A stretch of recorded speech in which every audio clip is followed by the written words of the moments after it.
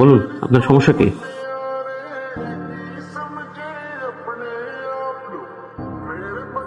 এই যে মিস্টার, আপনার সমস্যা কি?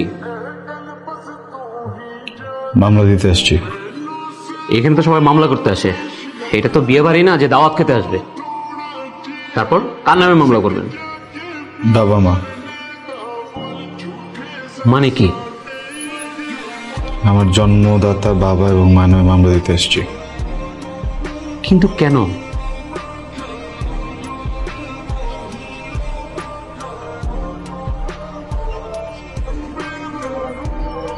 আমাকে জন্ম দিছে তাই।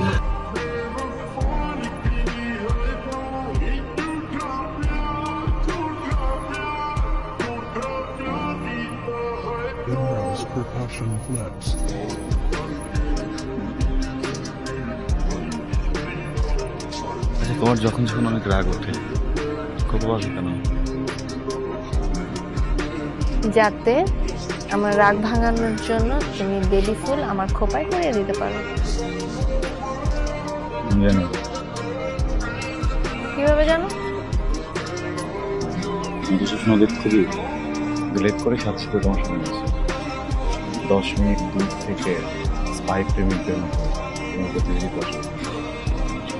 পরে যখন দেখি তুমি খোপা করতেছো তখন বুঝে যাচ্ছি বিকেলের কোণের আলোর মতো তোমার।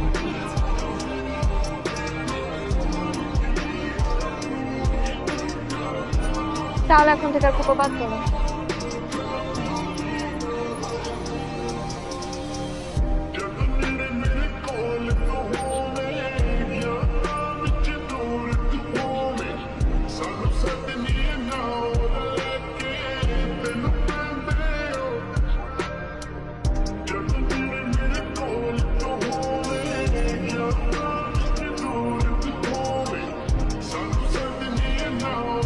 দিন নাই রাত নাই প্রতিদিন তুমি মদ খেয়ে আসো।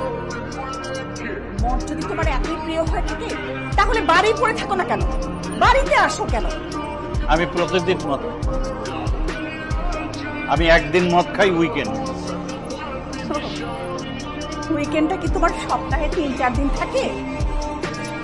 আমার উপরে কথা বলবা না রেহানা, আমি তোমাকে কিন্তু অনেকবার মানা করে দিয়েছি। কথা বাড়ালে কি করবা? কি করবা কথা বাড়ালে?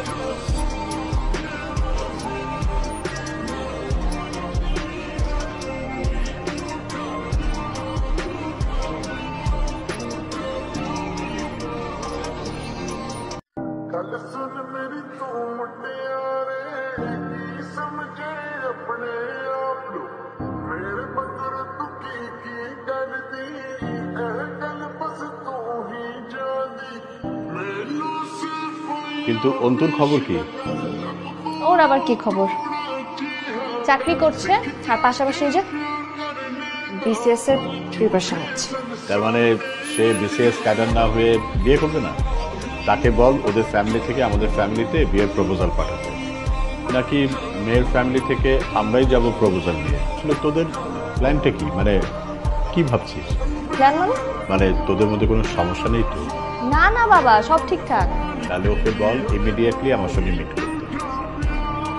ওকে। কিন্তু খুব ভালো, এই ফুচকা খেতে খেতে একদিন আমার চাকরিটা খেয়ে দিবা। এখন মিষ্টি নিয়ে আমার বাবার সাথে গিয়ে কথা বলো।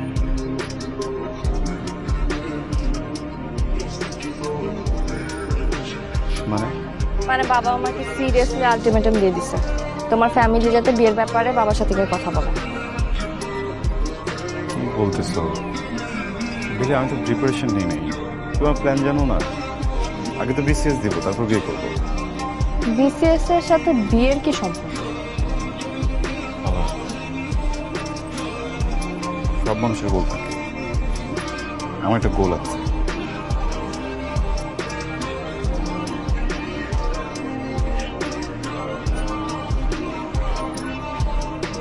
আলহামদুলিল্লাহ। তুমি এত লক্ষ্মী কেন বলো তো? তোমাকে কে বলছে আমি লক্ষ্মী ছেলে? কেউ বলবে কেন, আমি নিজেই বুঝতে পারি। আমি মোটেও লক্ষ্মী ছেলে না। বারে মানুষকে লক্ষ্মী বললে মানুষ খুশি হয়ে যায়, আর তুই তো দেখছি উল্টো। না প্লিজ আমার এইসব বললো না, প্লিজ আমি খুশি হই না, আমার মিথ্যা প্রশংসা ভালো লাগে না। বুঝলাম না, তোমার কণ্ঠস্বর হঠাৎ এত সিরিয়াস হয়ে গেল কেন? তুমি কি বিয়ের পর আমার জন্য বেলি ফুল নিয়ে আসবা প্রত্যেকদিন? কেন? বিয়ের পর তো তুমি বাসায় থাকবো, আমার জন্য তো অপেক্ষা করতে হবে না পার্কে। তাহলে শুধু শুধু বেলফুল কেন আনবো? আনবো না। ওই করে দাও।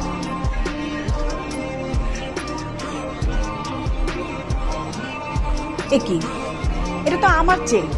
হ্যাঁ, আমি কি বলেছি আমার চেক? তোমার চেক বলেই তো তোমাকে সিগনেচার করতে বলছি। এই নাও সিগনেচার করো। 5 লাখ টাকা? এত টাকা দিয়ে তুমি কি করবে? এত টাকা হবে না তোমাকে, এই যে চেকে সই করতে হবে। আমি তোমাকে বলে দিয়েছি আমি তোমাকে 1 টাকাও দিব না। 1 টাকা দিবি না? কেন দিবি না? এইটা আমার টাকা, আমার টাকা দরকার। এভাবে ঝগড়া করবো না সবসময়। আমার জীবনের অনেক বড় একটা সত্য তোমাকে বলা দরকার। কথাটা ভাতের দলার মতো গলায় আটকে আছে। তুমি যাদেরকে আমার বাবা মা হিসেবে চেনো, ওনারা আমার আসল বাবা মা। মানে? সিকান্দার খান আর সালেহা বেগম, ওনারা আমার আসল বাবা মা না। আমাকে মলার বাগারে কুড়িয়ে পেয়েছিল। আমি আসলে জানি না আমার বাবা মাকে। খুবই খুবই সরি, আমাকে মাফ করে দিও। আমি খুবই খুবই সরি। আমি আসলে তোমাদেরকে কষ্ট দিতে চাইনি। দেখো, তোমরা আমাকে জন্ম দাও না, চুক্তি দিছে, বড় তো করছো তোমরা, তাই না? তোমরা যদি তখন না থাকতো আমাকে হয়তো বা কুকুর শিয়াল খেয়ে ফেলতো।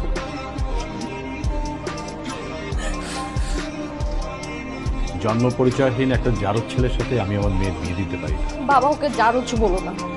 আজকে যদি তোর বিয়ে হয়, আমার নাতি নাতনির বংশ পরিচয়টা কি হবে? আমি তোর ইমোশনকে পাত্তা দিই, কিন্তু তার অর্থ এই না যে তোর ইমোশনকে দেখতে গিয়ে আমি তোর ফিউচারটাকে নষ্ট করব। আমার সাফ কথা, ময়লার ভাগারে জন্ম নেওয়া একটা ছেলের সাথে আমার মেয়ের কখনো বিয়ে হতে পারে না। সমাজে আমার একটা সম্মান আছে।